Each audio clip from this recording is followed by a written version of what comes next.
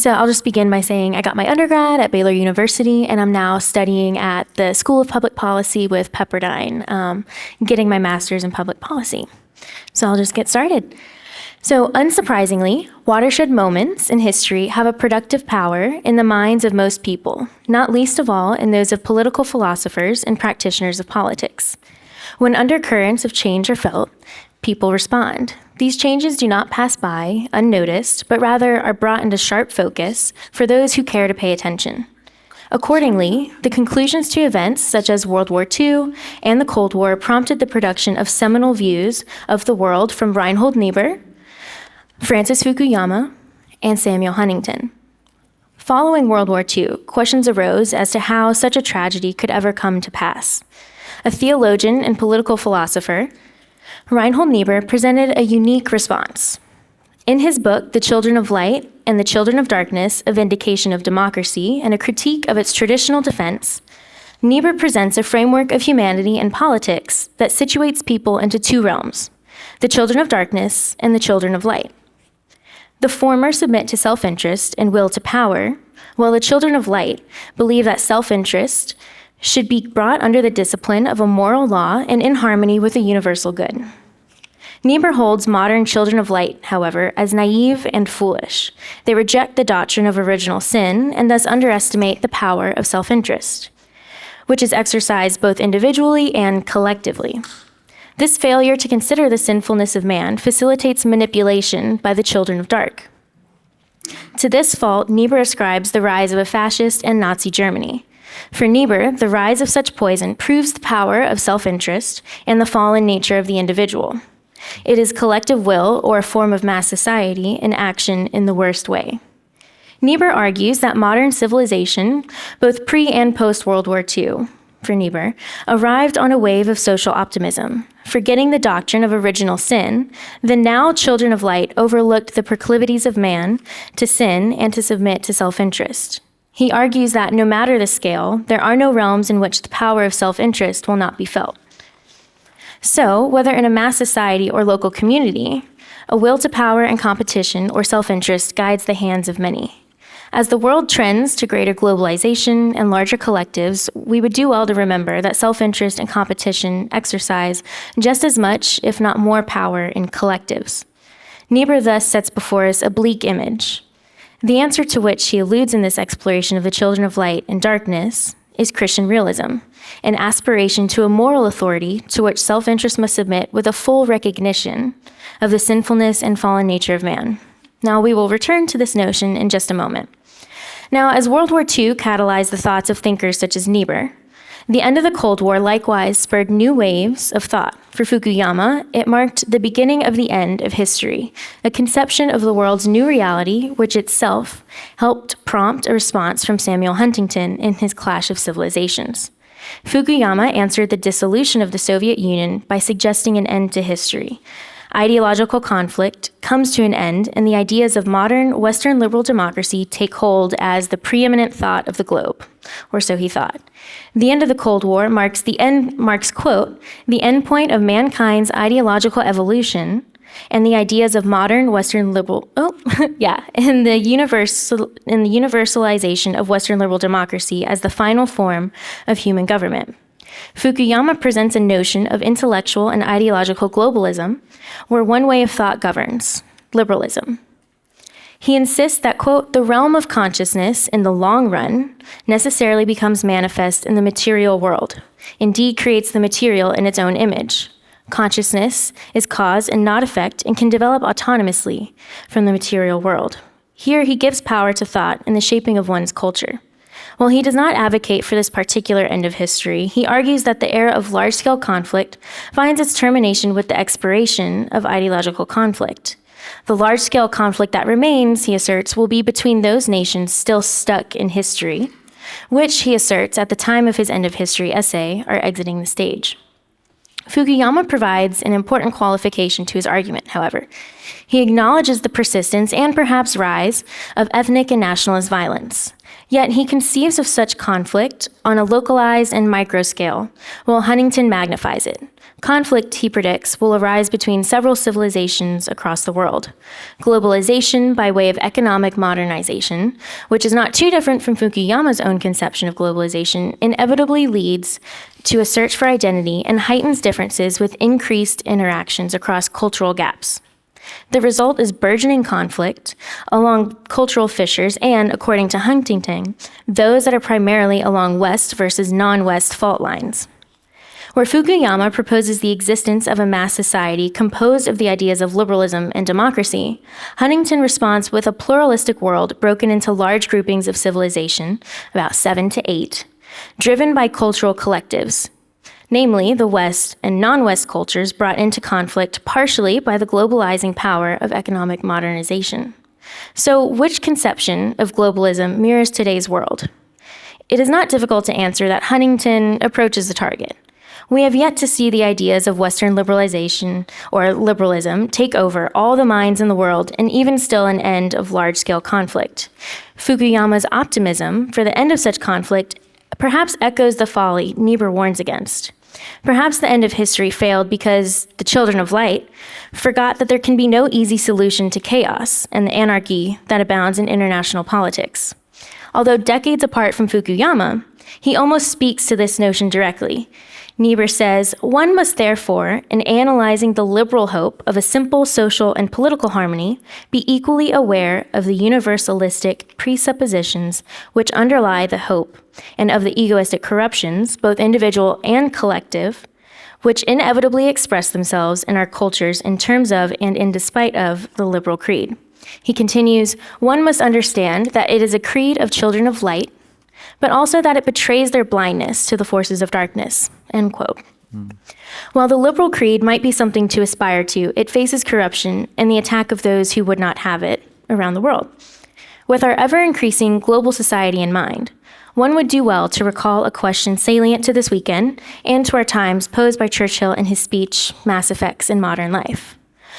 Quote, are not modern conditions, at any rate throughout the English-speaking communities, hostile to the development of outstanding personalities and to their influence upon events? And lastly, if this be true, will it be for our greater good and glory? In the context, end quote, in the context of mass society, one that mirrors the world Huntington suggests, what path forward remains for virtuous leadership? And can such leaders influence the events around them? Do we look to the Christian realism outlined by Niebuhr? If yes, how does a virtuous leader employ Christian realism in an increasingly global and modern society that faces pressure from cultural collectives? Hope, humility, and prudence. By virtue of these attributes, we can recover outstanding leadership.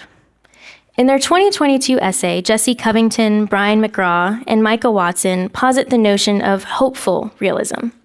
I use their conception of realism as an extension of that of Niebuhr's that tempers his pessimism. So where Niebuhr emphasizes the sinfulness of man and chastises the children of light for their foolishness, Covington and his co-authors emphasize the role of hope, despite the fallenness of man. Hope for Covington and his colleagues stems from a reliance on an absolute moral authority recognizable through reason and revelation, even to non-Christians. At the same time, however, there must be humility and recognition of humanity's sinfulness, which precludes perfection. That's an important note. Such humility allows leaders to anticipate the collective will and in turn make judicious decisions concerning how and when to guide it. Prudence operates similarly with a view to humility. The authors describe it as the discernment to choose means proportionate to ends and in recognition of the impossibility of moral and political perfection. The virtuous leader, cognizant of the power of the self-interest around him and in himself, does not waver in convictions to uphold the higher moral standard. Such statesmen, in recognition of the role the political order has in civilization, are called to be normative powers rather than solely products of their mass society or culture. Thank you.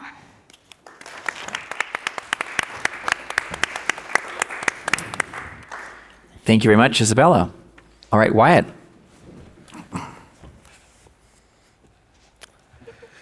Okay, thank you everyone for being here today. I'm excited to be representing Pepperdine and to share some of my research. So I'm going to begin today with a dive into U.S. history, and one that connects in pretty interesting ways to the guiding speech of this weekend conference, which is Mass Effects in Modern Life by Winston Churchill. So with the passage of the Kansas-Nebraska Act in 1854, the sectional tensions of the pre-Civil War decade spread to the newly formed Kansas Territory.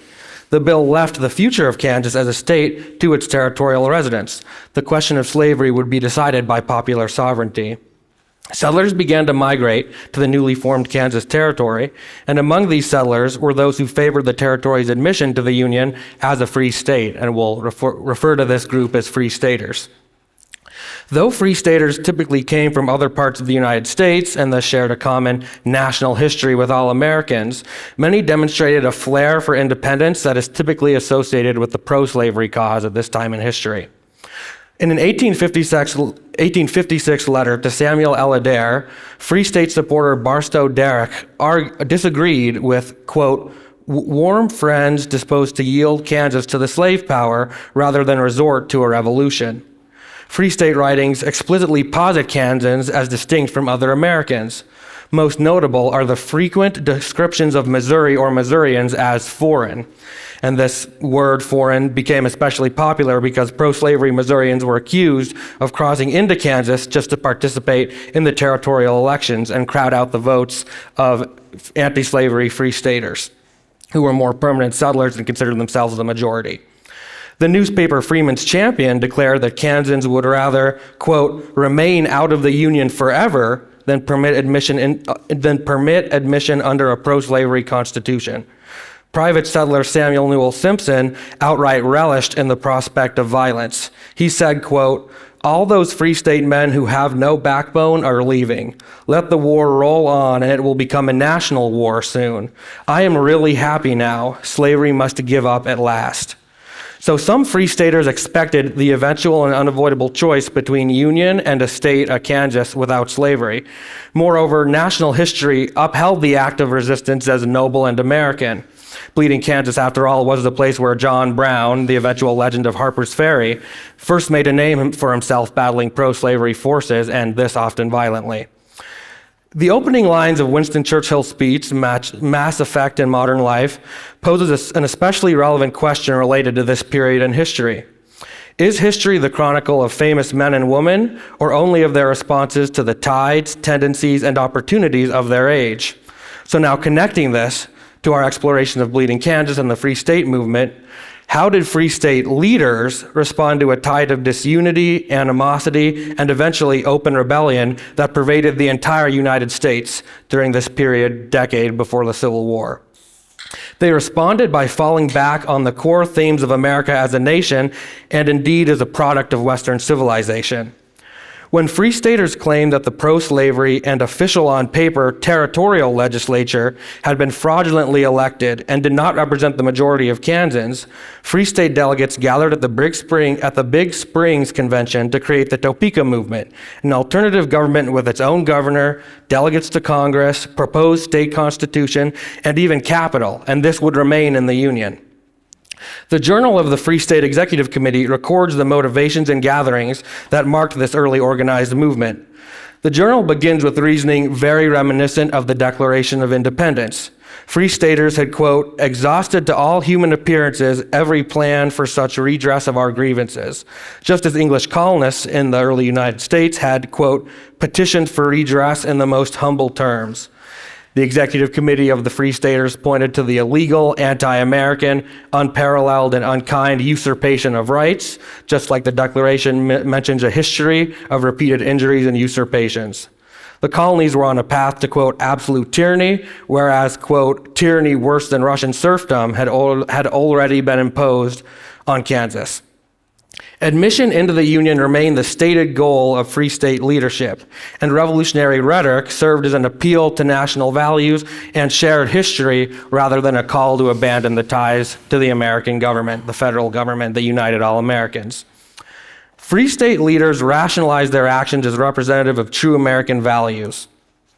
In a letter to the Topeka Convention, George Smith, a prominent Free Stater then imprisoned by the territorial government, asserted the, quote, constitutional right to meet as a legislature, complete the state organization, and pass all laws necessary to the successful administration of justice. And the federal government has no authority to interfere. This is in reference to the Free State legislature that was set up in opposition to the officially elected territorial legislature. Now, of course, Free Staters were aware that the federal government might take action against them. In a letter, Andrew Reeder, first and former governor of the Kansas Territory, warned Charles Robinson, who was a political leader of the Free Staters, that, quote, the territorial government will not be withdrawn, but on the contrary, President Franklin Pierce will continue it and back it by all the power of the administration. And what is worst of all, he will have the semblance of right on his side. Reeder feared that the federal administration would not only oppose the Free State government, but that the public would wrongly perceive this response as merited. Indeed, Reeder's worries proved warranted when U.S. troops forcibly disbanded the Free State legislature on July 4th of 1856, only a few months after he wrote his letter to Robinson. Yet Free Staters chose to abide by their interpretation of the U.S. Constitution, despite knowing that such a choice could elicit a strong reaction from Washington. Free State leaders were willing to walk the line of legality and potential perceived disloyalty, but they also maintained their explicit allegiance to the Union and especially to American values. Even as they sought to create their own local identity that was distinct from any other in the United States, Free Staters remained bound to the core themes of their nation and their civilization. So leadership during the decade before the Civil War was sort of a balancing act. The revolutionary spirit of the founding inspired some of the public to consider secession and violence, but that same spirit was referenced by Free State leaders as a unifying force that brought all Americans together despite local differences in identity or ideology. So, civilizational and national values were referenced by both secessionists and unionists in the decade before the Civil War and during the Civil War. And during the American Revolution, roughly 75 years earlier, leaders in favor of independence also drew their reasoning from the values of a much larger civilization. So we see examples throughout American history of leaders attempting to chart their own courses while heavily referencing a pre-existing civilization. Leaders that were creating new political institutions or semi-independent group identities were often acting on the heavy inspiration of a consistent civilizational framework. So now we're going to broaden the topic and this discussion to the panel's topic, which is the dynamic between Fukuyama and Huntington. So I'll state outright that I do believe Samuel Huntington's perspective in Clash of Civilizations poses a very strong challenge to the neoliberal assumptions presented in Francis Fukuyama's End of History. But in essence, both theories are rather deterministic in nature. They each imply a form of collective to which leaders are bound. For Fukuyama, this collective is a democratic ideal of a shared global value system.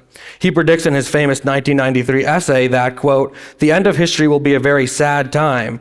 The struggle for recognition, the willingness to risk one's life for a purely abstract goal, the worldwide struggle that called forth daring, courage, imagination, and idealism will be replaced by economic calculation, the endless solving of technical problems, environmental concerns, and the satisfaction of sophisticated consumer demands. In the post-historical period, there will be neither art nor philosophy, just the perpetual caretaking of the museum of human history. Huntington counters that the world will become divided along civilizational lines, and that these civilizations will remain fundamentally distinct from one another. And now he defines these civilizations are entities bound by shared ideas, values, customs, religions, and languages. So these almost always cut across many different nations. So now we return to the themes introduced by Churchill. Are leaders products of the mass society of their age, products of their civilization, both? For all their efforts to chart their own course and shape a distinct identity, Free Staters made no attempt to separate themselves from the core tenets of their nation and their civilization. They did not succumb to the tides of disunity that pervaded their age. The situation is somewhat different today.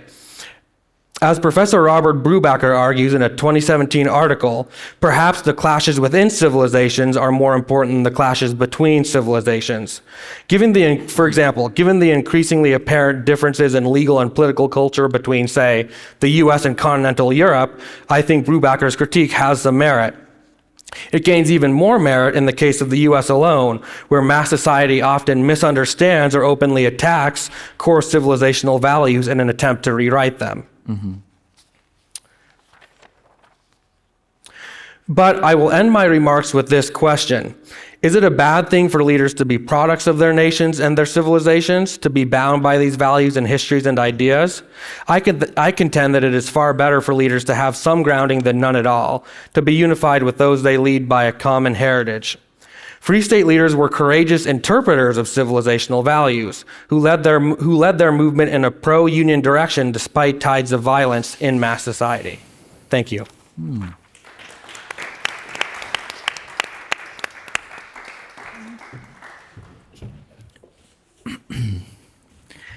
All right. Well, many thanks to you both. We have plenty of time for discussion, so I have a question for each of you, and then a provocation for the two of you together before we throw it open. So, Isabella, one way to understand your paper, I think, is that you see a kind of sterility or something fruitless in merely opposing Huntington and Fukuyama. Neither of them actually, as Wyatt was alluding to as well, has that much of a positive vision to offer for statesmen today. Right? If you actually are tasked with stewarding a nation, a civilization, and orienting its posture in the world, it's not clear what either of them offers you. Right? And so I think you're calling us back to Niebuhr as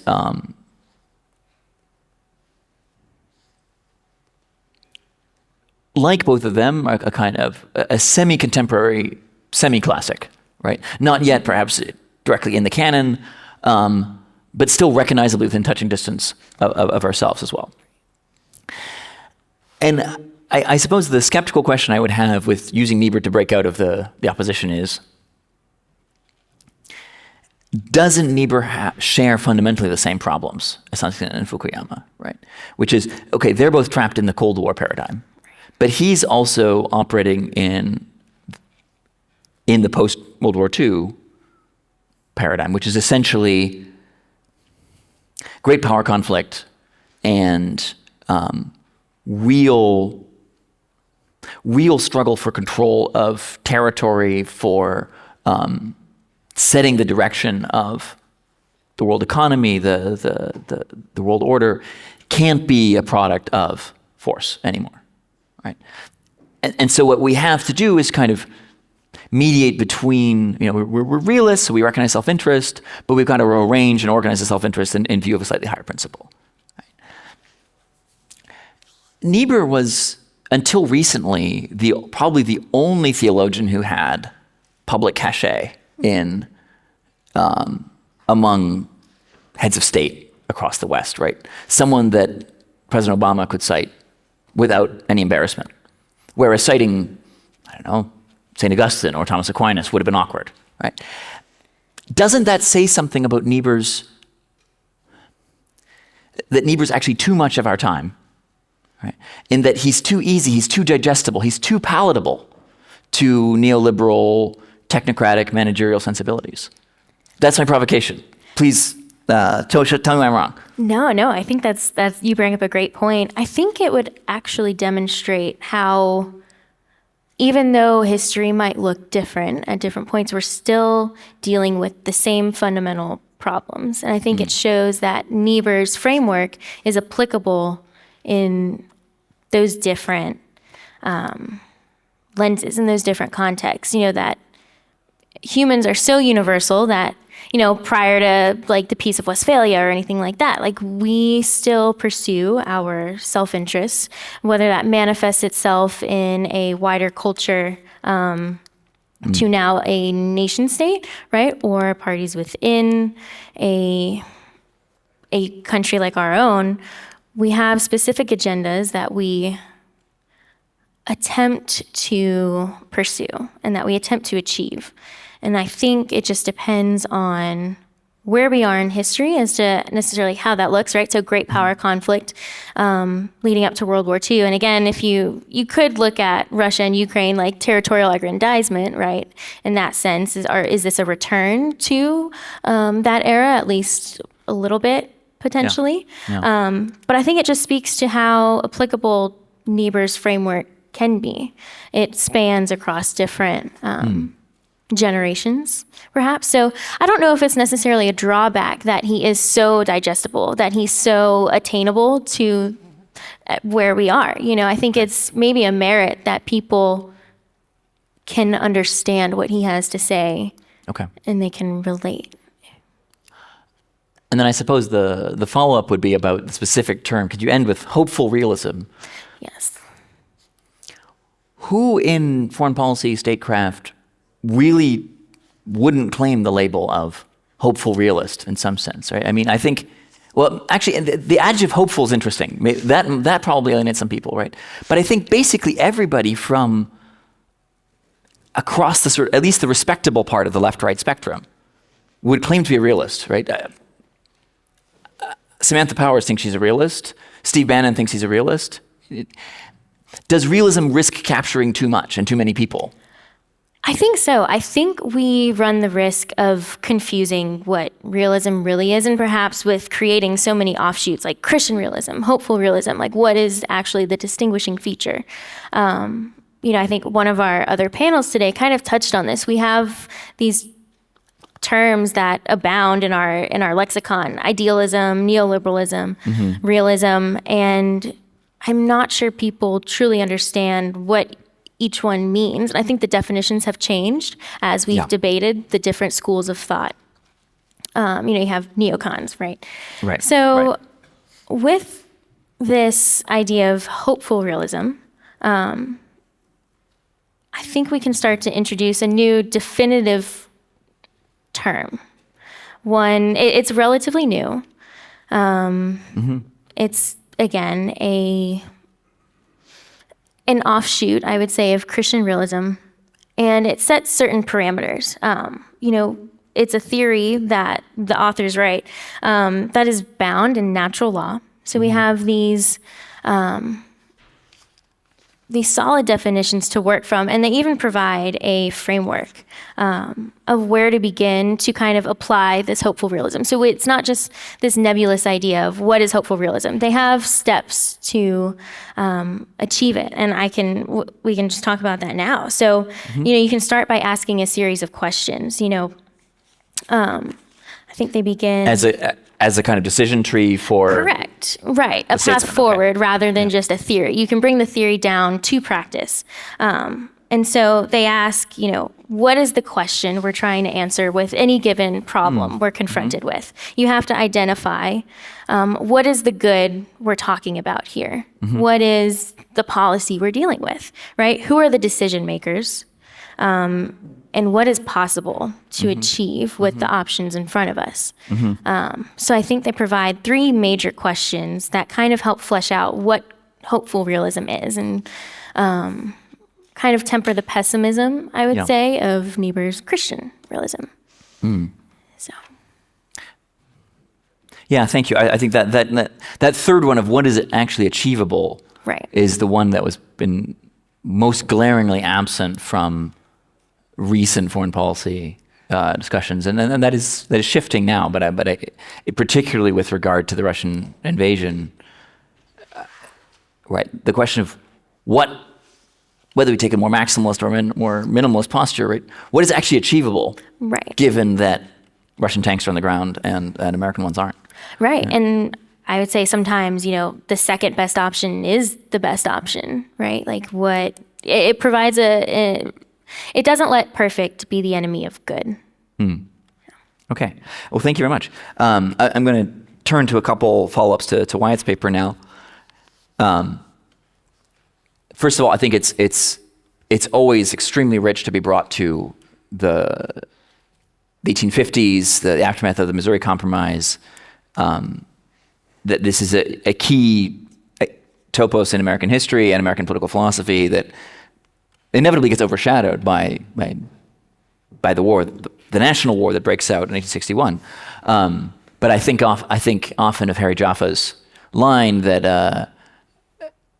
the Lincoln-Douglas debates, which are primarily motivated by Bleeding Kansas in a way, is an enactment on the American Great Plains of Socrates and and Thrasymachus' dialogue. So excellent site for reflection. My question revolves around your use of the term civilization, which is, of course, I think, at least to an extent, present in the primary sources, but also you're using it as a hook to tie into Fukuyama Huntington. It strikes me as these primary sources which you've unearthed, right? The zeal for war, right? The eagerness in some ways to come to blows reflects the very old problem of thumos in civilization, right? The spirited part of man's soul, which is competitive, honor-seeking, potentially violent, but that longs to see justice done, right? By force if necessary, right? One way to understand civilization is just the taming and bridling of thumos, right? And so we could be using civilization in that broadest sense, in which case it could appear anywhere in the world. It could be in any idiom, in many different moral frameworks at least, but the perfection of our nature according to civic life, right? Thinking with Aristotle.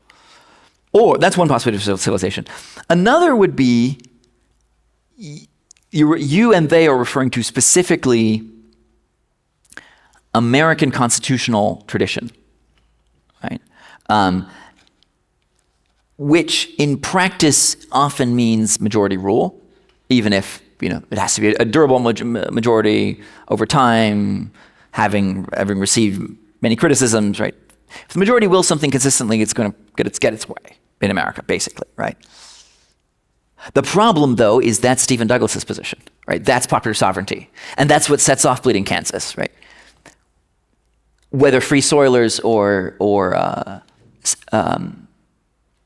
the pro-slavery folks are going to get a majority in the territory by statehood, right? So majority rule, which is normally the solution to bloodshed and the peaceful way of disciplining thumos, is here the problem, right? Which is why Lincoln will move to a higher plane and why a lot of these free soilers are moving to a higher plane, I think, right? So then the third possibility would be that civilization here refers to specifically the Western civilizational inheritance of Greco-Roman reason, biblical revelation, and the Anglo-American political working out of those things. But so both for the purpose of your paper and for your analysis, right, which of those three do you think is the primary sense?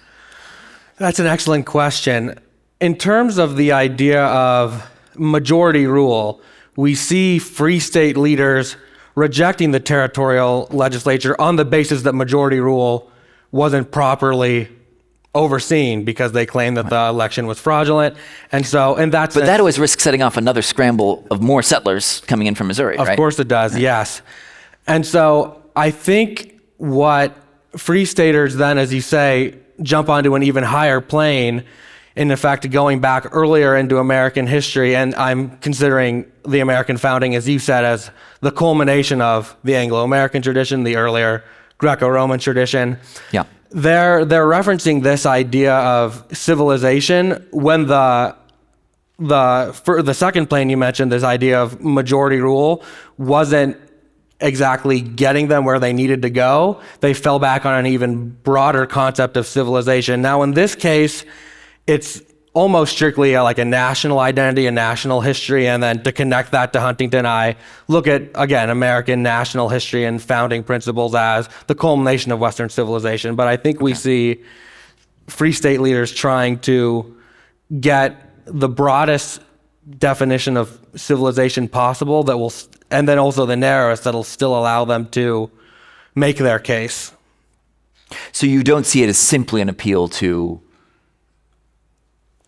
the Declaration, to the American Revolution, because that has the equivocal... Yeah, the theme of revolution, in that free state leaders are referencing revolution because, we're less than 100 years after the 1776 and the American Revolution starting. Mm-hmm. So that idea of revolution and resisting injustice is still very much a core element of national identity at this time, and to an extent today, but they're only one or two generations removed from that, Sure. that ideal.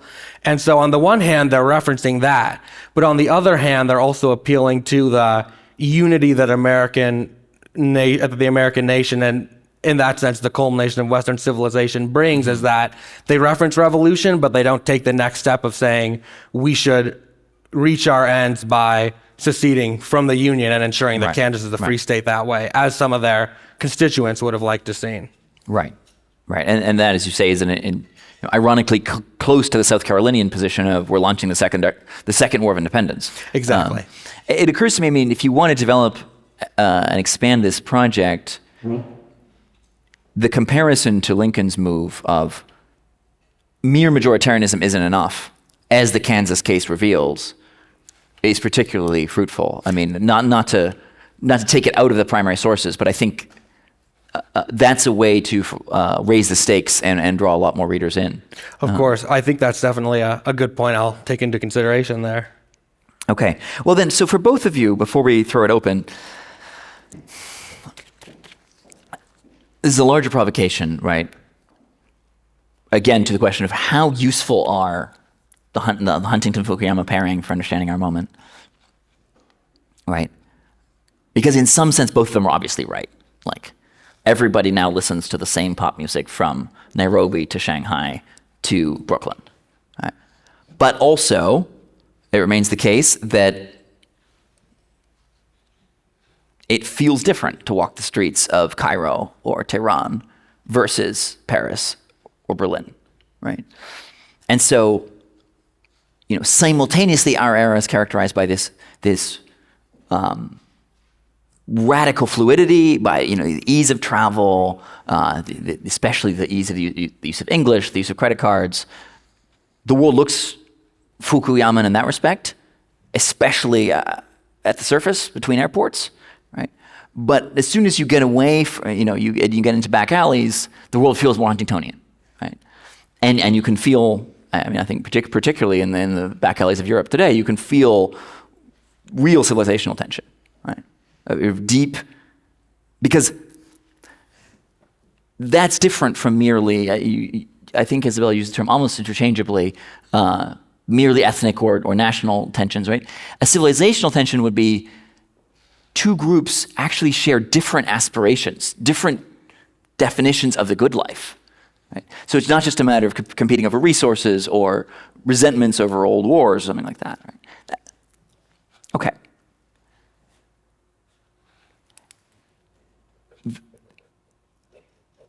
For decades, the whole international organization establishment used the term development to think about the relation between the West and the rest, right? Essentially, convergence was the assumed telos here, right?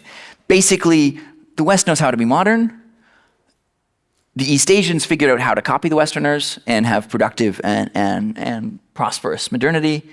Everybody else is going to figure out eventually, right? Never mind that leaves you with some weird equations, right? Like Latin America is Western, it's just poorer and more dysfunctional, right? Which I don't think Huntington's theory captures. But more broadly, the assumption was everybody's basically, institutionally, is going to get more and more similar over time. The world does not look like that in 2025, right? Share of manufacturing as GDP, the best indicator of scaling up, moving from, it's a crude term, I don't like it, but third world to first world standards of productivity. In Brazil, in Mexico, in sub-Saharan Africa, peaked in the 70s and 80s, right?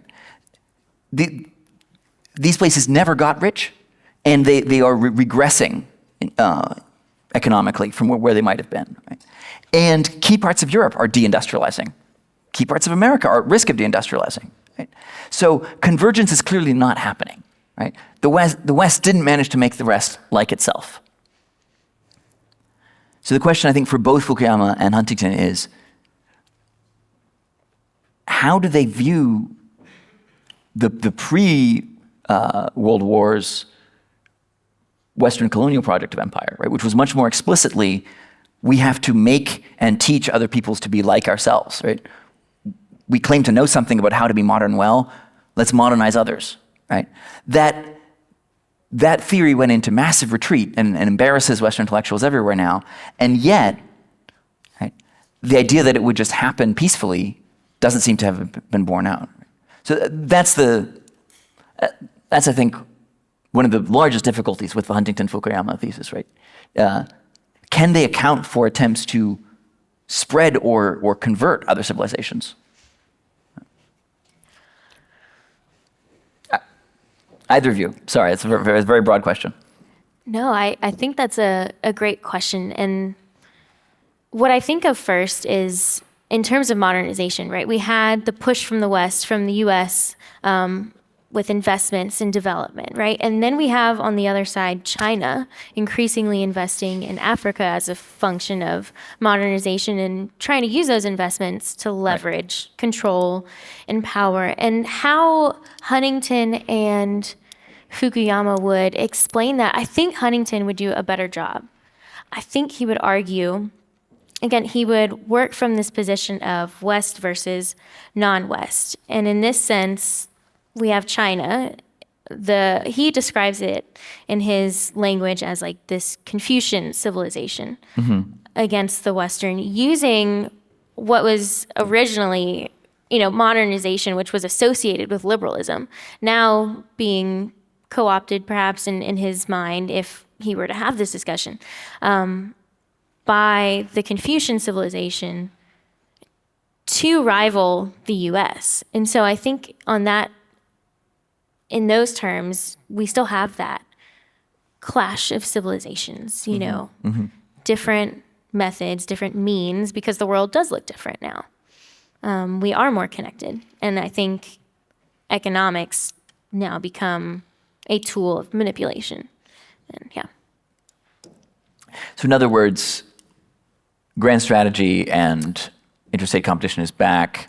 Yes. But the question is, and this is in a way, right?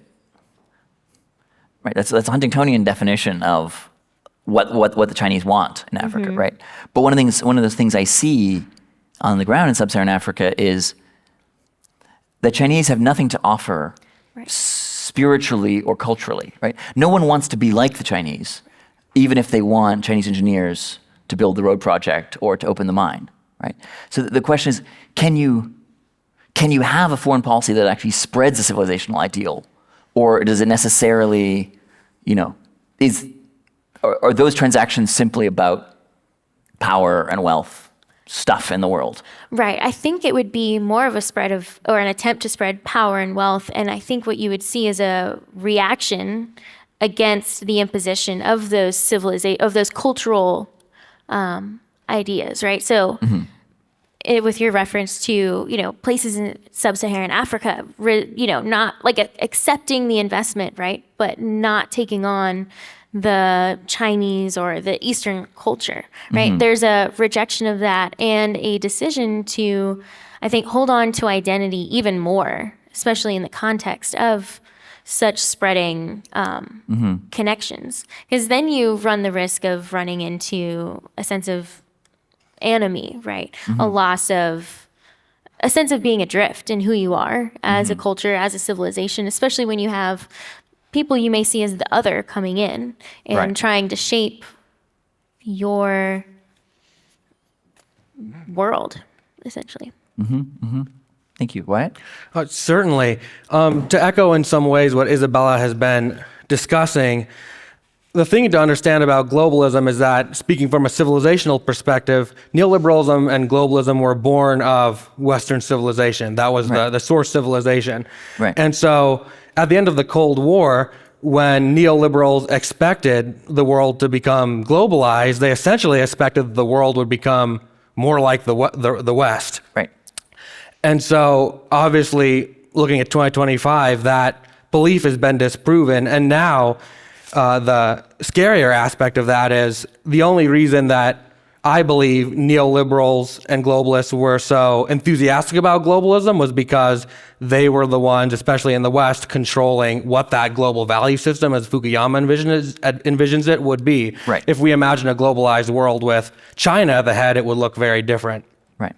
And when we get back to Huntington, then you alluded to this perhaps in your question, he distinguishes between modernization and globalization. He sees that perhaps the world will modernize and become economically developed, but that value systems by and large, will not transplant across civilizations.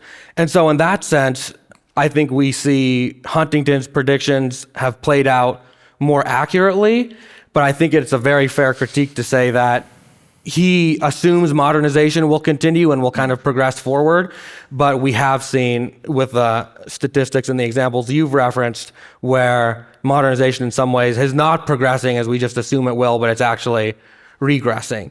But I tend to follow Huntington's perspective that modernization is not the same as globalization, and that in the most part, it's very difficult to transplant a global value system into other civilizations. Yeah, point well taken. But I suppose the irony, it seems to me, of Huntington's position is the effectual truth of the clash of civilizations is to call the West to arms. Okay, if there's going to be a clash, you have to be aware of the fact that not everyone thinks like you, not everyone likes you. You need to be prepared for conflict, right? But then, given that exigency, surely you'd want to deploy all the weapons, all the tools the West has at its disposal, right? And one of them was, for a long time at least, this confidence that because of our biblical, philosophical, political, institutional inheritance, we actually know something about what's good and what's true for everyone, right? And I mean, I think you're right, Isabella, that of course it's always very risky. It risks backfiring to try to teach or convert other civilizations to think like you, right? But it does happen, right? The borders of civilizations shift historically, right? And I think in an interesting way you see this dynamic at play, particularly in the Sahel countries now, Mali, Mauritania, Niger, which are have taken a very partly Beijing and Moscow aligned hostile stance towards France, and yet the cultural ideals that even those young military leaders aspire to, right, are either elegant, polished French or American rap music, right? Like Europe and America are, and their cultural ideals are still attractive to the rest of the world, even if sometimes in a funny pastiche way, taken out of context, right? So why, if we're trying to summon every tool in our arsenal, why wouldn't we have recourse to some of that universalism, which is, I think, the very thing that Fukuyama's right about? Right. Well, we're getting now into the topic of soft power, which I would agree with your thinking there that, in my view, soft power can be another calculation of realism, of just another tool in the arsenal for the West to promote itself and to secure itself in the international affairs on the world stage. I think when we're talking about the attractiveness of civilizational values, what Huntington talks about in his Clash of Civilizations, he says the worst wars of the future will be along these civilizational fault lines. Mm-hmm. And these aren't always along national borders. Like, for example, he mentions Nigeria as an example between the Islamic and the Christian. Certainly. So in that sense, I would agree with you 100% that civilizations change. And that's one of my critiques, too, that I mentioned towards the end of my talk is, should we be thinking more about the disunity, not only within Western civilization, but within America as a nation, and that the fight to really understand or define what exactly we as a society defines our civilization to be. But I think in cases like Nigeria or other instances where you have Western civilization taking root among some of the population, or if it's been there for, millennia like Christianity or centuries like Christianity has, you still see host original civilization that is present enough to create those fault lines. So I agree with you to the extent that people can be convinced, people can move between civilizations, but it's hard to completely eliminate the strong entrenched civilizations that Huntington references. And so I think those fault lines that he mentions will still be present for the foreseeable future. Isabella, anything you want to add on soft power or? Sure. I would say it comes down to exposure, right? And access to information as well. So as these individuals can exist in the culture in which they live and yet see how others live and kind of almost do a comparison, right? If they are able to see and experience elements of that other civilization, of that other culture. And I think that exposure and then that information becomes an arm of that soft power, right? And I do want to add that Huntington does assert, right, that people can and do redefine their identities. And then, like Wyatt said, they can begin to change their boundaries of civilization.